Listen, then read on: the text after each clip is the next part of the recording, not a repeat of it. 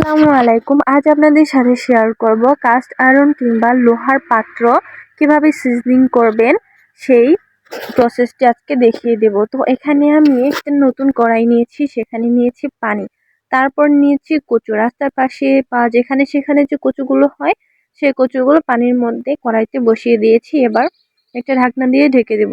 ঢেকে দেওয়ার পর এটাকে কিছুক্ষণ পর পর নেড়ে চেড়ে দিতে হবে যেন পানিটা শুকিয়ে যায় এবং কচুটা সিদ্ধ হয়ে যায়।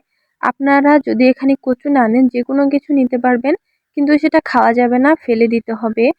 আর এইভাবে যে কোনো কিছু রান্না করে একবার রেডি করে নিলে কিন্তু দারুণভাবে কড়াই বা যে কোনো পাত্র, লোহার পাত্র একদম রেডি হয়ে যায় রান্নার জন্য।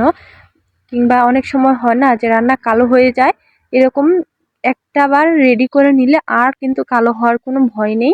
এই যে দেখুন, কড়াই থেকে কালো কালো যে লোহার স্তরটা আছে ওটা বেরিয়ে যাচ্ছে এবং ভালো করে ধুয়ে নিচ্ছি। এরপর কিন্তু আর কোনো কিছু রান্না করলে কালো হবে না। ধুয়ে নিয়েছি, এবার এটাকে রোদে শুকাতে হবে।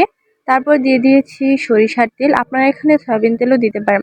পুরো কড়াইটাতে তেল লাগিয়ে নিয়েছি এবং ভালো করে শুকিয়ে নেব। এরপর এটাতে রান্না করতে একদম রেডি।